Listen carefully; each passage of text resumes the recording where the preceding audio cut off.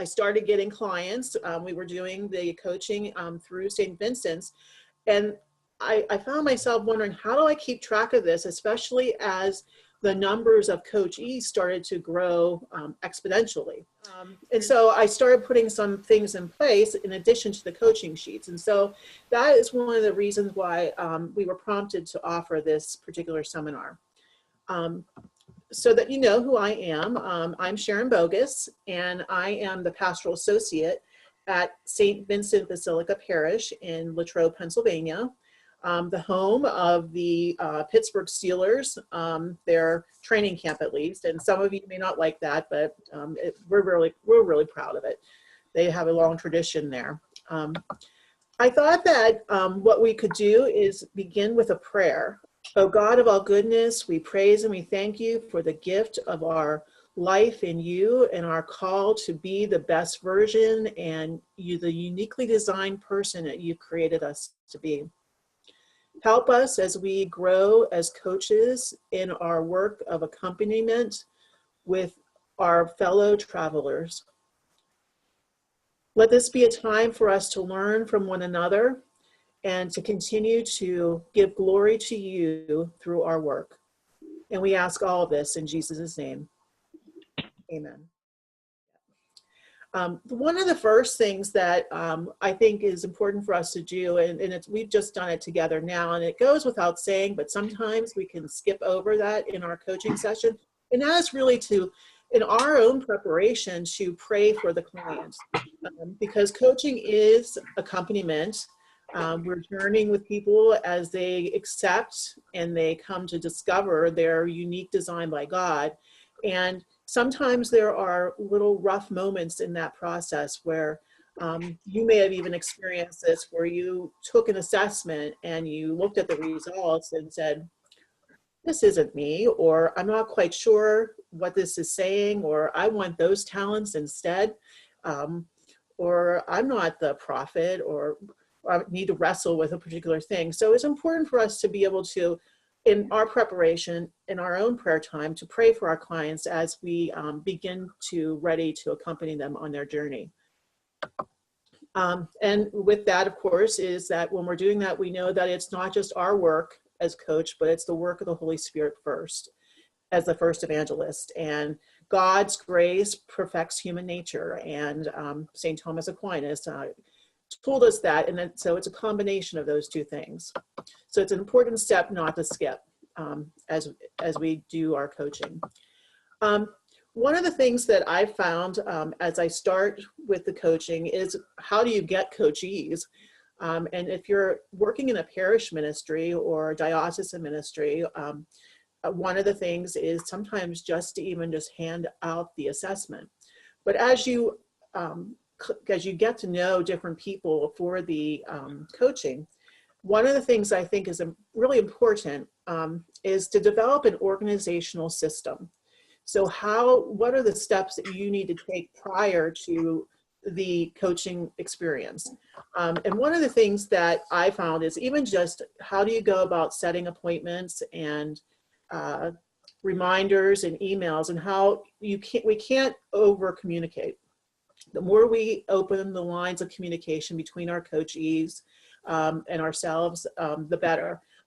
One of the things that I found, I started out with 1 or 2 coachees, but then when I started taking on larger, like a whole team or a whole class, where I offered a class on strength finders, I had 20, 30 coachees that were there, and now I need to figure out, how do I get them all scheduled? And email doesn't always work for that. And so one of the things that I discovered was I went onto the internet and Googled some schedulers, and one of the ones that I discovered was simplybookme.com, and it's has a nominal fee, but there are other ones out there as well that may help you, that the client themselves can do some self-scheduling and are able to pick their own slots, and you're able to determine what you're available for. If you're with a group of other people from your parish or your team or your diocese, you can also have a different, it has options for you to have different people be the coaches and coachees so that they can have their schedules on there as well. So you can have the whole team that's part of that in that process. And I found that that was very helpful, that I could just send the link out to the coachees and they were able then to pick their time, or even, and the system actually even scheduled them and then sent a reminder to them and me even, so that I knew that it was coming up. It offers even some connection with like Outlook, and I'm still learning some of those technological ways of merging all of my calendars, but it really turned out to be a good way for the client to take control of the scheduling, versus sometimes when we are journeying with someone in this process, it can become a bit of a chase sometimes of trying to go back and forth and just getting them scheduled. So it's a practical thing, but there are online tools and they have options out there that are free too, depending on how many clients you're going to have as you're beginning to move into this coaching process. Any questions or anything about that? Any comments? You okay? All right, well, one of the other things that it's very important to help with the clients and the coachees is to communicate expectations, both what your expectations are of how they can become prepared, that they also know what is involved in the process of coaching and communicating, really just putting that out there. So it's important when we're communicating the expectation that sometimes it's important to help them understand what really a coach is. What does a coaching session look like? How much time is involved in it? What are your expectations for their preparation? But also with that is, what are the client's expectations as they are entering into the coaching relationship? What are they seeking from the relationship? What are they maybe seeking in their own life at this point? Are they at a crossroads that they find themselves searching? And so that can be one of the ways in which you can begin the conversation. But also in going back to, how can the client prepare? And that is something I don't think we spent a lot of time on in our coaching training, but really giving them, once they've taken the assessments, and asking them to pray with the results, to read through them carefully. And a little technique that I picked up from my coach was that as they read the description, to highlight. So it was like yellow light, green light, red light, stop kind of thing. So using a green highlighter, as they read the description, if a statement resonated with them, I told them to highlight it in green. If it didn't resonate with them, I said maybe pick orange or something, because that might be a spot where we can talk a little bit about why that maybe was uncomfortable for them, or they didn't like the language. And yellow is like, well, when they didn't feel one way or the other about it, and it was we were kind of neutral about it. It gave us a starting point of being able to go through the coaching process and zero in on those ways in which they really feel that this assessment maybe shines light and gives them a language for who they are and the ways in which they behave and their needs and motivations. But it also gives the coach an opportunity to be able to see where they may be wrestling with the description. The descriptions we're not bound by them by themselves, but they are a starting point for us to be able to guide the coachee through the process. So being able to ask them to be able to do that homework in advance of the session is very helpful. I found too that a coaching session could be, you can go through all of the talents and the APEST results in 1 or 2 sessions, but it depends on how long it takes with each coachee. So coming from an RCIA background myself, and the idea that it takes as long as it takes, I found that there were some folks that we were able to go through like their top 5 strength finders and their APEST in 1 or 2 sessions. And then there are others that for every strength, we spent a whole hour. And And that varies from group to group, and in how you work with your clients on that. In my case, they were parishioners, and so it was part of my job to really spend extra amount of time with them to help them to discover really and accept what their talents are, their unique design that God has given them. Okay, just give me a second here. And so communicating expectations. Also, and in preparation, sometimes I know that in a rush, we can go into a coaching session sometimes a little bit cold. And it's important for us not really to do that, so that once we get, say, the top 5 of the client's strengths and their APES results, to really ourselves in preparation before the session, to read through those descriptions again. And the more and more we do that, and the more and more people that we coach, the better we're able to commit that to heart. But it's important for us to be familiar with those descriptions again, and not going cold into a coaching session. Now, I admit that sometimes that still happens because life is can be a little bit crazy at times. But it's good to be able to just take some time to be able to review that in advance and read through those. And particularly too, in reviewing like the Strength Finders ones, reviewing also the 4 domains in which they are, because that can help to help the client to be able to see where the offer further insight into their talents and maybe even what domains they find themselves in. Okay, let's go ahead and continue on. Here's something that we went over a little bit in our coaching training, and that was note-taking. Because we have the coaching sheets, they're very helpful, and we're jotting down specific information. It's really good to take notes. Depending on the degree to which you are engaged in coaching, whether it's as a human resource director or an office director, if it's in a parish setting, it might be a little bit less, but if you're going to have multiple sessions with someone, it's important to jot down some notes, but to also let them know that you're doing that and why you're doing that, and be prepared to make that available to them if they so choose and they want to see what's there. I found it provides, it improves the continuity between sessions, especially as you continue to expand the number of people that you coach. They start to blend together a little bit sometimes. And so you want to make sure that you are able to catch certain things, especially if there's a concern or a desire that that the client has, or an issue that they might be wrestling with, or a particular even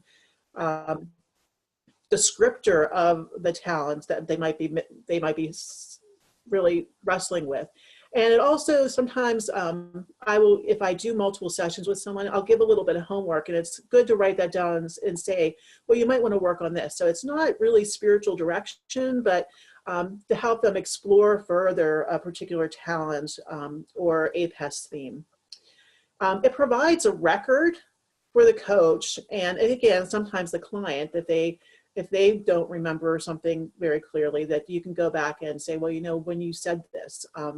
Now, there are some legalities in that, and I'm not a lawyer. I know that depending on the formal nature of your coaching session, if it is in a human resources capacity or as a supervisor of some sort, you will want to keep that record for a period of time too.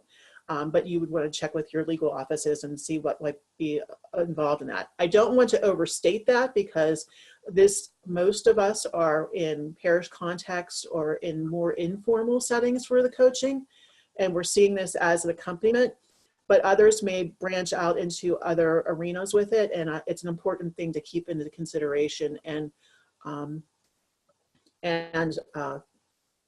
find out the answers for that, particularly in like a human resource situation. The record should be concise, relevant, and non-judgmental. We went over this in the coaching training, and that is that sometimes we can project our own thoughts on the person and what maybe we think they're trying to say. It's important for us to listen, and the notes that we take be concise, be relevant, and be non-judgmental. And we need to store those in a secure place. That's important too. And again, you're going to need to gauge the formality and the informality of your coaching relationship. But these are just some considerations and some organizational steps that can help you to make the best of the coaching relationship. Follow-up. It's important, and I'm not always great about this because communication is not one of my high strengths. It's in the middle somewhere, so it's in there a little bit. But it's important to follow up with the coachee too. I find that just an email, shooting an email is a good kind of follow up with that, especially if you plan to continue the relationship and coaching. And even if the coaching relationship has ended because you've completed it, it can't hurt to still follow up maybe a couple weeks later with the coachee to see if there are any other concerns or insights that they may have gained as. In your experience, what percentage of your time do you spend talking versus listening when you're in a coaching session? For you personally, what have you found?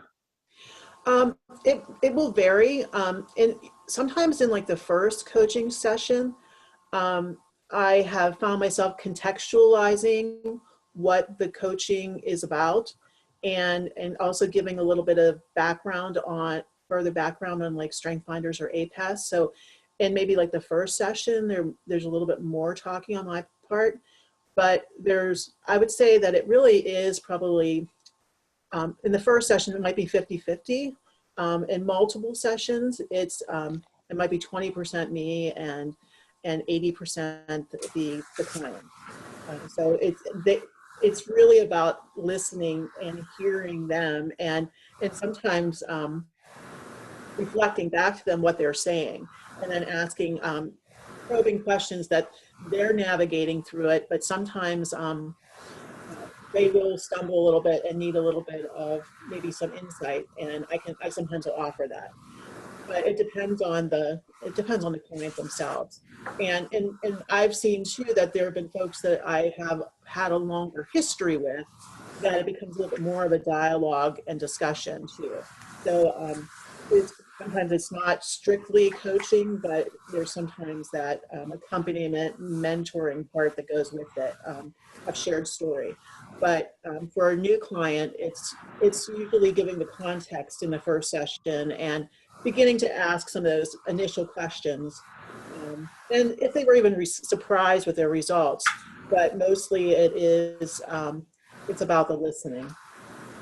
So what does that giving context look like for you? Let's say a typical parishioner that you're coaching at St. Vincent's. What does this context piece look like in your first session? Well, the context would be saying a little bit of what Strength Finders is. Often that may happen before they even take the assessment. So I like to be able to sit down with them before the assessment and give them that background in advance. What is Strength Finders? What is APAS? How is that? And talking a little bit about what unique design is, and even just focusing not on our weaknesses, but what are our talents that we in, and discovering really what God has dreamed us to be. So you specifically mentioned going in prepared, and as a new coach, I feel that strongly. But one of the things you mentioned that I think would be helpful to what I'm saying here is the sort of preparing them by asking them to perhaps pray over their results. But I wonder what else you would recommend to us if we're facing someone who either really doesn't buy into the results they got, doesn't feel it's representative, and or that some of their strengths are really at odds with each other and they can't reconcile them. you know, for a new coach, those are a little bit challenging. Yes, it is. One of my first coachees had, in Strength Finders, had both individualization, and then they also had consistency. And so individualization means that you're going to make you're going to personalize something to a particular situation for that person. Maybe if you're teaching them or something like that. But then the consistency is like they're always the same rule kind of things. And so we explored. It really came down to asking the questions and saying that after we go through the first couple of really exploring each of the first couple of themes, to begin to see where they may be blending together. So sometimes we don't always see a particular talent, or we wrestle with a particular talent because it seems in odds with another one. But to understand that they really are leveraged together and they are used together. They're not, we will be initially in our coaching session analyzing them or exploring them independently and uniquely, but we're much more complex than that. And so the way in which they may work is more blended, or more leveraged than looking at them independently of each other. So I kind of explain that we'll go through them individually, but then we'll begin to look at where they might be working together or how they may operate together. And some of that will be revealed in the stories and examples that the client may give from their own life of where they may have seen something at work. So even when I've even found where there are clients that have thought that something was really not them, when they've gone back and come back the next time, they're like, you know what, I thought about what you were saying or that question that you asked, and this is what I think of that. So I encourage them to be in dialogue with it, and we tend to be in dialogue together. So usually the first session or so is examining each of the talents independently. And I ask them to be patient. We're looking at them independently, but once we go through that, we can begin to look at through their stories that they tell, because they're sharing, they're doing most of the talking, to begin to see the links, the kernels that might be connected together, and that it isn't one size fits all. So even the descriptions themselves are limited. They are a starting point, but we can explore that a little bit more deeply. We're coming to understanding. Now, I have had, to answer the other half of that, I've had clients that have not liked what they saw. They said, this isn't me at all. This was like the old me and not the present me, and insisted on taking the assessment a second time. And they found that that they made all kinds of excuses the first time around, and then they took it again and it came up with like the same top 5, or something may have been reordered a little bit, but they were still pretty accurate to the first assessment. So then they kind of sat back and wrestled with that. One of the things too in regard to that is that sometimes we do things so naturally, it comes so naturally to us that we have a blind spot to something that is a talent that we have. So, or a particular charism of the way in which we might minister to someone else through those different APES places. And so I kind of walk them through it, but there's a certain amount of, there's not an absolute answer for every person. It's really just listening to them. And sometimes it's setting it aside and saying, okay, let's go ahead and move on, because that it just isn't resonating with you in that way. And I might think of a different way of phrasing the description in order to help them too. Thank you. That was helpful. Thank you. The folks that I have lined up are actually spouses, and so obviously, or maybe not so obviously, I would assume we coach them individually. But is there any particular things, Sharon, you think you need to keep in mind if you're dealing with individuals who happen to be married?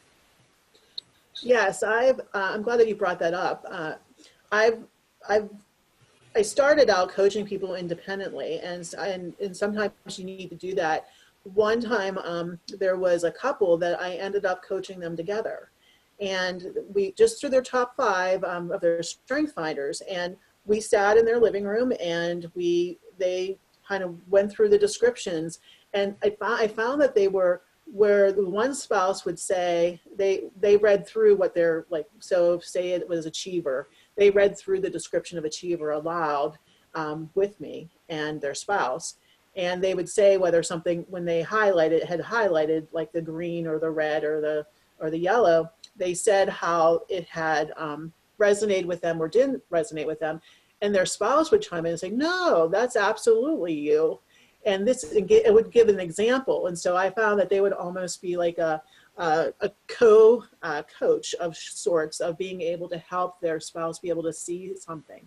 And so I've done it depending on the nature of what their need is. I've done it independently with them. And in that case, it was circumstance that threw us together as a small group. And so we did it almost like a group coaching where they took turns reading each of their descriptions. And I think we got through a couple of them that evening, but they were able to affirm one another, and then also have an aha moment of, oh, I see why you do that now. And that it's a strength that you have, and not something that you're just trying to do to drive me crazy. But and we had a date night with some of our parishioners too, and there were a couple of young couples that came to it, and for them it was very insightful. So they came to it, and we had them go back and forth and do that independently, and it really helped them to see their spouse in a new light, and it was a great discovery kind of tool in that. So I see a lot of potential of coaching married couples, and I think that also people who may be dating or are engaged, it might be a really good tool for those that would be open to it. But I find that I've done it independently of a couple, and I've done it with a couple together, and it's just applying the same principles to the group of the two of them, and it really turns out to be, it's not like a counseling session or anything like that. It's really becomes a moment of true affirmation of each other.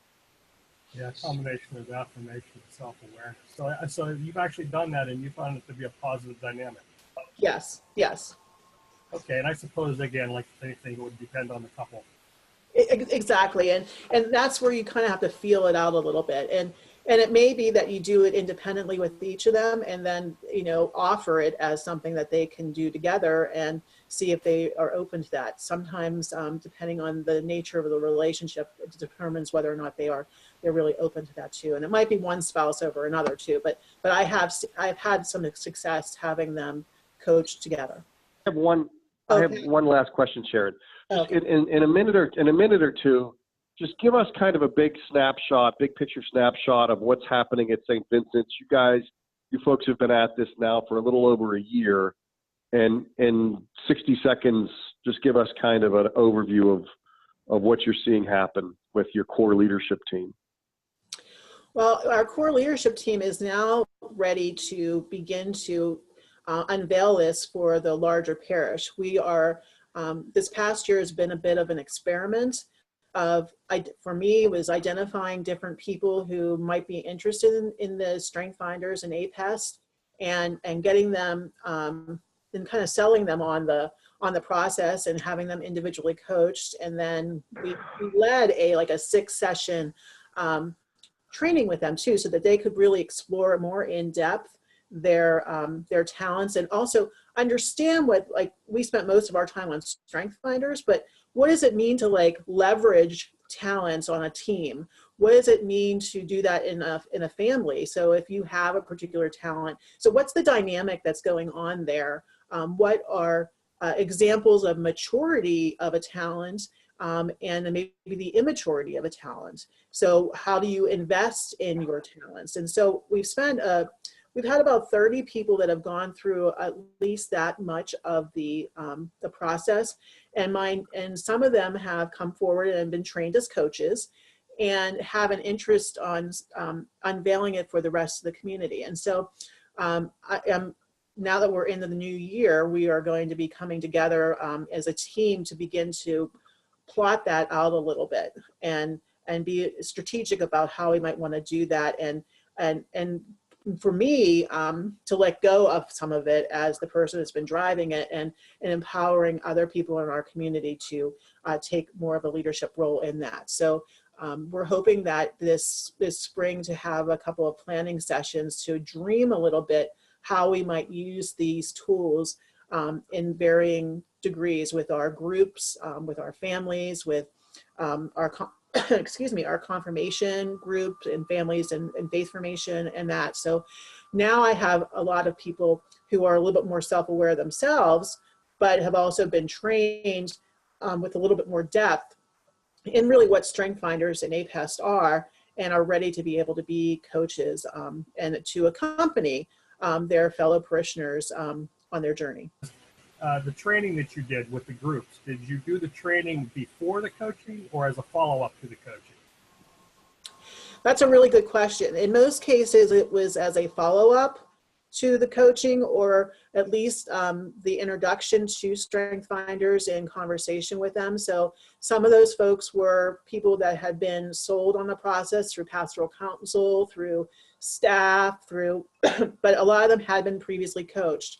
I've just recently tried to do it without the coaching happening first, and that really didn't work well. So I'm seeing that it's probably best to identify folks that you're inviting to be part of the process and begin to get them coached. And once they have even just one coaching session underneath their belt, they are better equipped to participate in the more in-depth discovery. And in the training that we did, it included a lot of group coaching.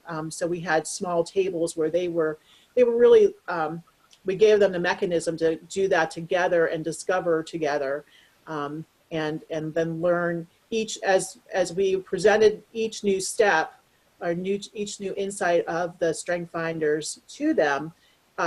We also help them put that to practice immediately. So it's hard to explain that precisely, but if you would want to have a longer conversation about that, I'd be happy to do that.